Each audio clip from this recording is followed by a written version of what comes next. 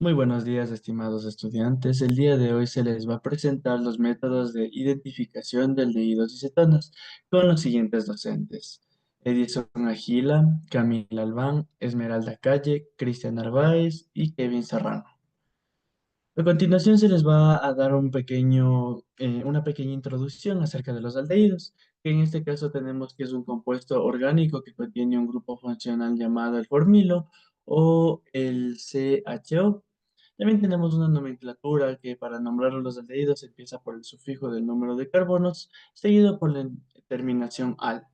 En este caso también se identifica a cada uno de estos hidrocarburos oxigenados. Tenemos como ejemplos al metanal, al etanal, al propanal, al butanal y al pentanal. Tenemos también las propiedades físicas de los aldehídos, que tenemos el estado físico y la solubilidad, que los aldehídos inferiores son gases a temperatura ambiente y son más abundantes en agua, mientras que los aldehídos superiores son líquidos o sólidos y tienen menor solubilidad. También tenemos un olor y volatilidad. Los aldehídos volátiles tienen olores penetrantes, lo que hace fácilmente identificables en el ambiente. También tenemos como tercer punto la polaridad e interacciones intermoleculares. Los aldehídos son compuestos polares debido al grupo carbonilo, lo que les permite tener interacciones intermoleculares más fuertes que los alcanos de masa similar. Así también esto afecta sus propiedades físicas como el punto de ebullición. A continuación también tenemos las cetonas. Con respecto a lo que son las cetonas, tenemos que es un compuesto orgánico caracterizado por la presencia de un grupo funcional llamado el carbonilo o CO, en el que el átomo de carbono está unido a dos grupos anilo o arilo, que pueden ser cadenas de carbono o anillos aromáticos. También tenemos la clasificación de nuestras cetonas, que las cetonas se clasifican dentro de las cetonas alifáticas, acetonas aromáticas, cetonas mixtas. Dentro de las cetonas alifáticas resultan de la oxidación moderada de los alcoholes secundarios, mientras que de las cetonas aromáticas también tenemos que se destacan las quinonas derivadas del benceno y el carbón, y las cetonas mixtas, cuando el carbonilo se acopla a un radical arílico y un alquílico, como el fenilmetilbutanona. También tenemos las propiedades físicas de los aldehídos. Tenemos el estado, que las cetonas con más de 10 carbonos son líquidas, mientras que las que tienen más de 10 carbonos son sólidas. También tenemos un olor y una densidad. Las cetonas con un número menor de carbonos tienen un olor agradable. Lo que tiene más un olor fuerte, o en este caso las que tienen más carbonos, llegan a tener un olor fuerte y más desagradable. Y las que tienen muchos carbonos son inoloras también. Las cetonas alifáticas son menos densas que el agua. También tenemos dentro de la solubilidad que las cetonas con cadenas cortas son solubles en agua, pero a medida que aumenta la longitud de la cadena, su solubilidad disminuye. Y para finalizar también tenemos lo que es el punto de ebullición. Los puntos de ebullición de las cetonas son más altos que los de los hidrocarburos, con el mismo, y cabe recalcar que estos tienen el mismo peso molecular, pero más bajos que el de los alcoholes y los ácidos carboxílicos similares. A continuación también se les va a realizar, como estamos en este caso aplicando la metodología del ERCA, vamos a aplicar la primera parte que es la experiencia. Dentro de la experiencia, nosotros podemos decir que vamos en este caso a ustedes enseñarles por la actividad práctica, en este caso a través de la observación de un video, para que ustedes puedan realizar la experimentación, en este caso su experiencia. Por favor, ¿me pueden ayudar con el video?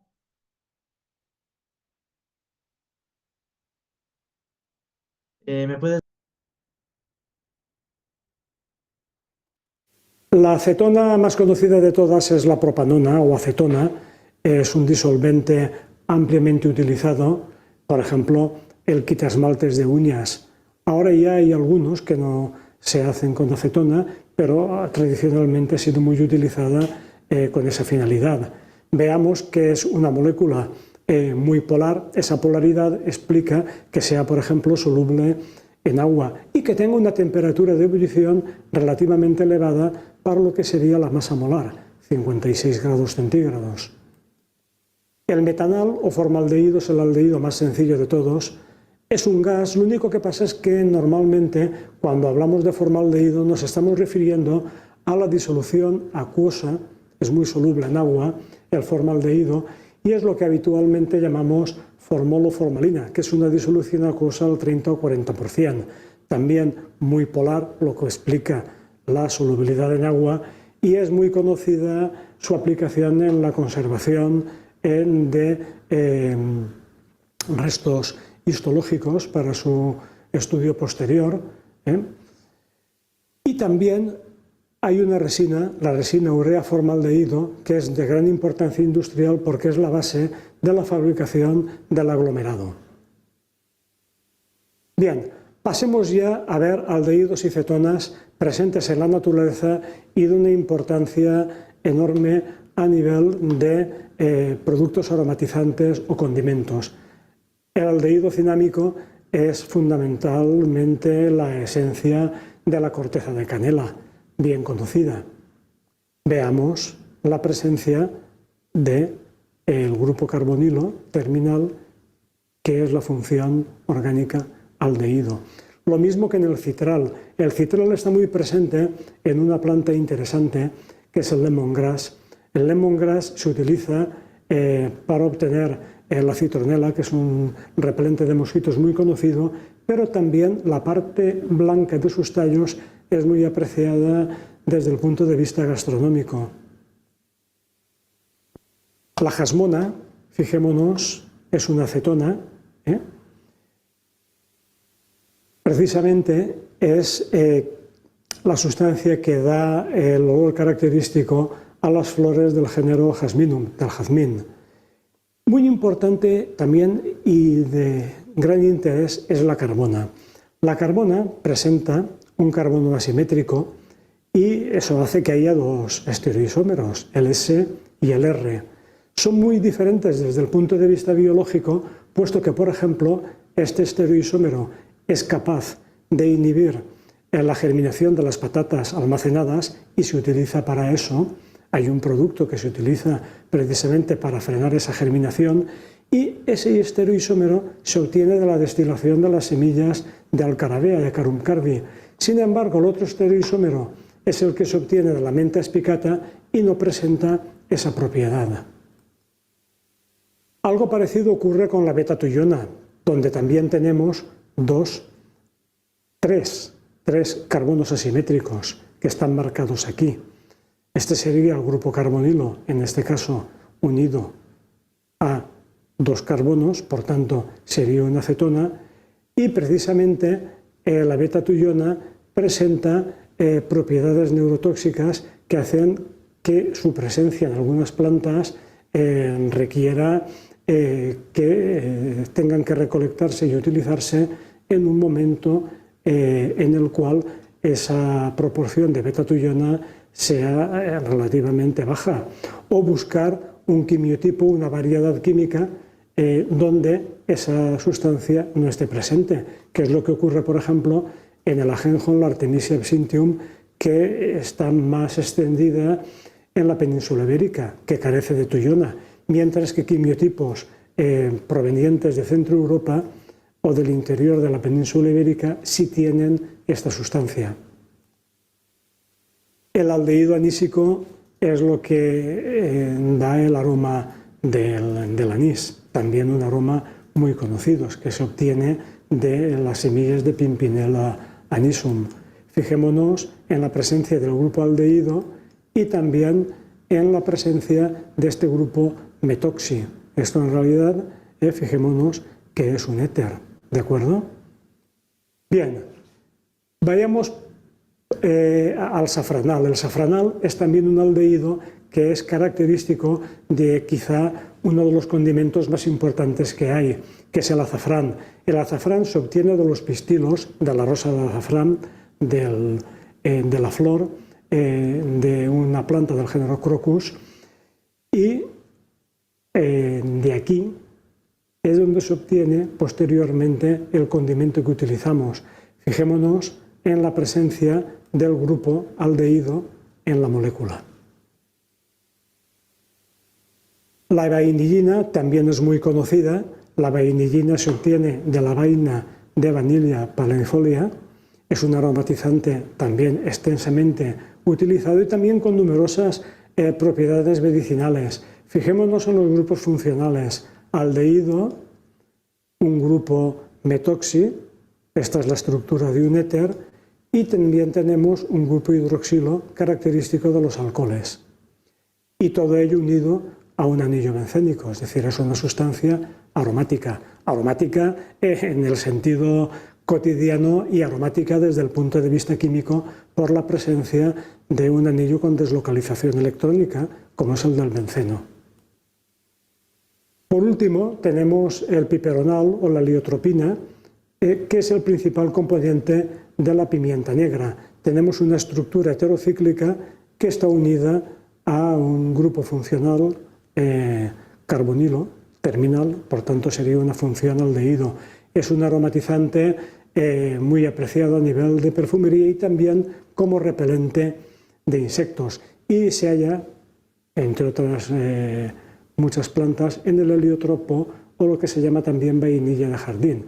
Insisto, es el principal componente de la pimienta negra, y eso es importante ya que confiere algunas de sus características a su uso como condimento alimentario. Bien, pues ahora lo que vamos a hacer es detener el vídeo, intentar contestar este ejercicio asociando cada número con su letra correspondiente. Podemos coger un papel y un bolígrafo y anotarlo aparte, y a continuación continuaremos con el vídeo para ver cuáles son las soluciones.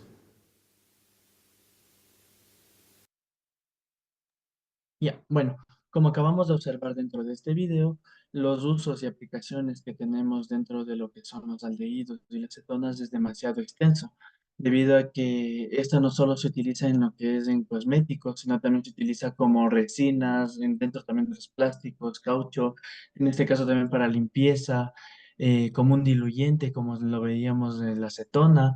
También tenemos lo que es en la industria cosmética, como principalmente que las mujercitas ocupan, que es el eliminador de esmaltes de uñas.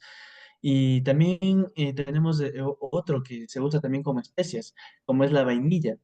Tenemos la vainilla y otras especias más que como nos manifestaban en el video. También lo teníamos con respecto para la conservación de muestras biológicas, que es con el formol, debido a que esta nos ayuda para para la ciencia en este caso, para mantener, digamos, las muestras biológicas por más tiempo, que se mantengan principalmente las muestras biológicas. A continuación, nosotros hemos decidido plantearles a los estudiantes dos tipos de preguntas a través de la experiencia que han obtenido por este video, las cuales son las siguientes. Primero, ¿qué son los aldehídos y las cetonas? Y como segunda pregunta también hemos optado por ponerla es ¿en dónde se encuentran los aldehídos y cetonas dentro de nuestro entorno? En este caso, en nuestra vida cotidiana. Y a continuación también podríamos recalcar que espero que el video en este caso les haya dado una experiencia un poco amplia para que puedan seguir avanzando con respecto al ERCA, debido a que esta tiene diferentes fases y la principal es esta, la experiencia, que sin la experiencia no van a poder avanzar a las demás fases. A continuación, mi compañera.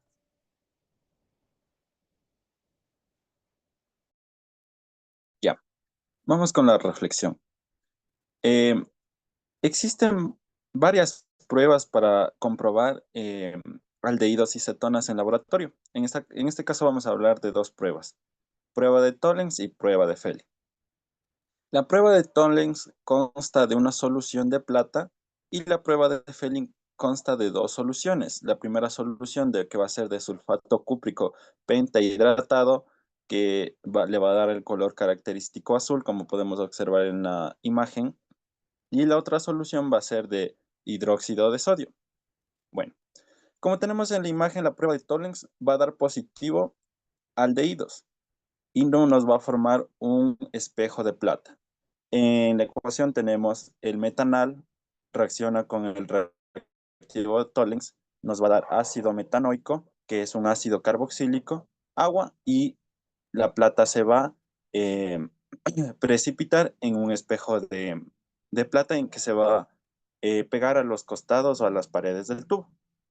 En el caso del Felling, el color característico de la prueba positiva aldehídos va a ser un color rojo ladrillo intenso y negativo se va a quedar en color azul. Bueno, entonces, pero ¿por qué solo los aldehídos reaccionan, dan positivo a estas pruebas? Eh, Esto es fácil. En las dos ecuaciones tenemos eh, el producto que nos va a dar ácidos carboxílicos. La principal característica de los aldehídos es que ellos, al ponerles un oxidante fuerte, estos tienen la capacidad de oxidarse en un ácido carboxílico, como podemos ver en las dos ecuaciones. A diferencia de las cetonas, ellas no tienen esta capacidad. Entonces, pero ¿cuál sería la principal característica de las cetonas que no les permiten realizar esta reacción, convertirse en un ácido carboxílico? Entonces sería tal vez por su ubicación. Entonces eso quedaría como una interrogante de reflexión de por qué las cetonas no tienen la capacidad de reaccionar en un ácido carboxílico.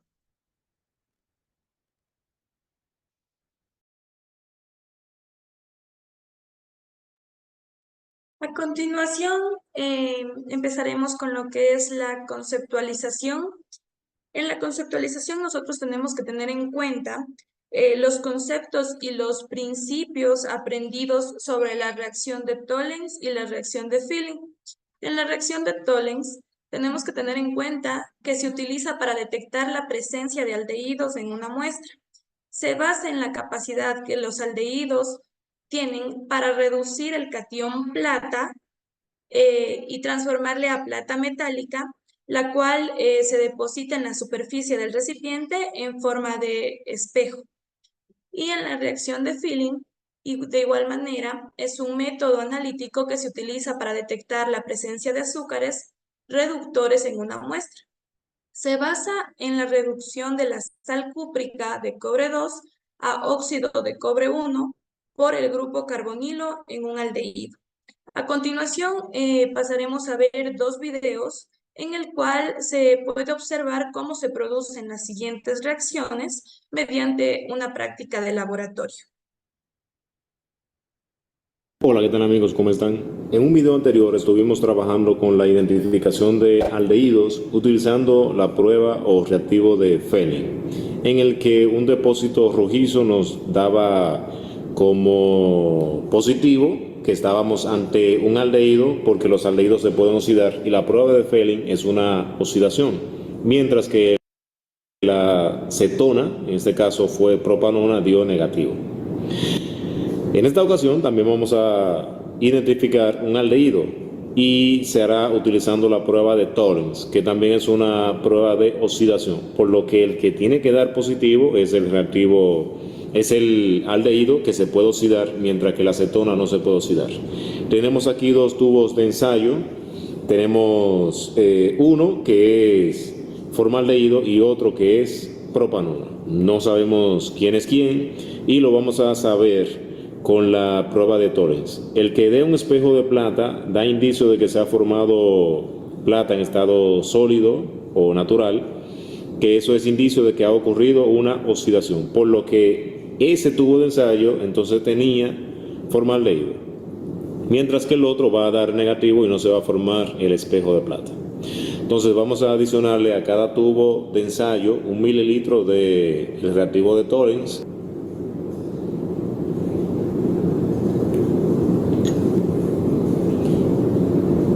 Ahora lo que vamos a hacer es que vamos a someter esa mezcla que se ha generado o esa reacción a un baño de María, y quien forme el espejo de plata es el aldehído, que en este caso será formaldehído. Y si notamos, podemos ver que incluso antes de someter la muestra al baño de María ya se ha formado el espejo de plata. O sea, quiere decir que es el formaldehído, o sea que incluso no hay necesidad de someterlo a un baño de María. A ver si lo visualizamos de mucho más cerca. Ahí tenemos un anillo que se ha formado, o sea, un anillo de plata, que lo podemos ver ahí. Ese anillo de plata, entonces nos está indicando que aquí tenemos el formaldehído. Si lo sometemos a un ligero calentamiento en un baño de María, vamos a notar cómo se intensifica la presencia de plata, o sea que vamos a ir viendo cómo baja el color plata, el color plateado de este lado en el tubo de ensayo.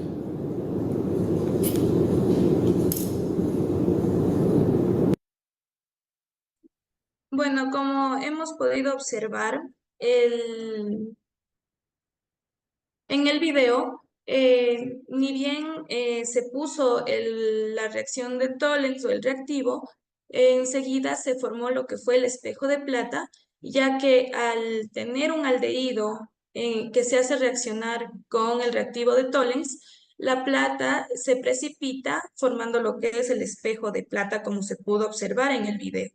A continuación, veremos cómo ocurre la reacción de Feil.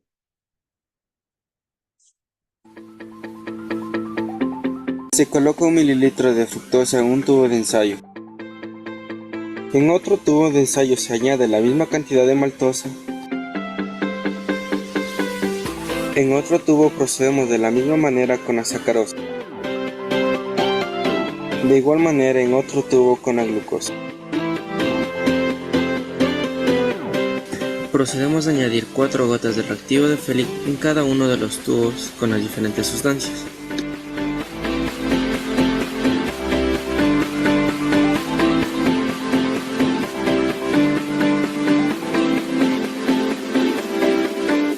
Procurar agitar los tubos una vez ya colocado el reactivo.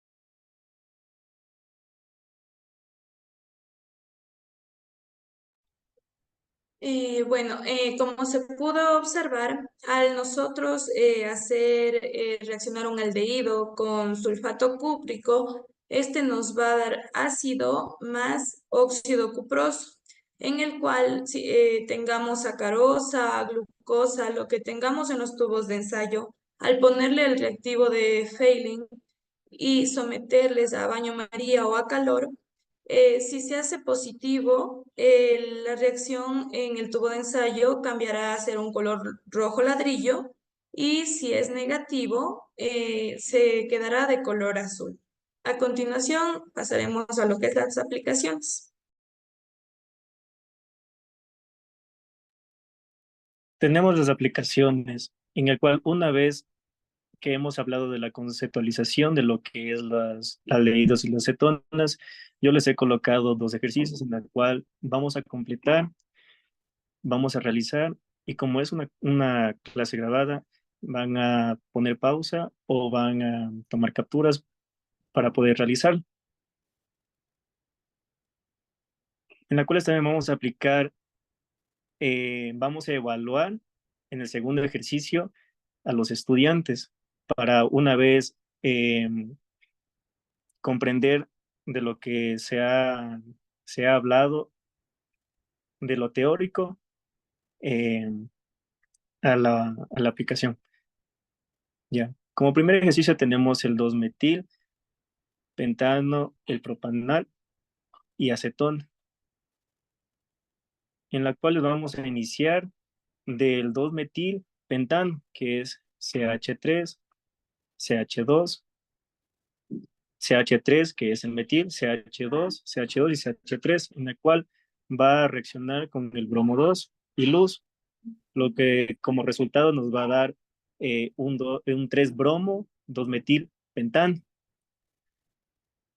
que una vez al reaccionar con el hidróxido de potasio y alcohol en el literal B, nos va a dar 2-metil 2-penteno, en el cual el hidróxido de potasio va a desaparecer el bromo y va a formar lo que es el doble enlace en el 2-penteno. Y por último, al momento de reaccionar el ozono con el agua y el zinc, va a romper este doble enlace, en lo que como resultado final nos va a dar la acetona y el aldehído, que en este caso es el propanal. Y como para entender si eh, como evaluación tenemos el segundo ejercicio, igual mismo de completar y y se va a evaluar. Como pueden observar, tenemos los resultados del literal A y literal B en el caso del primer ejercicio, y en el segundo ejercicio los literales que estaban en el A, B, C, D y E.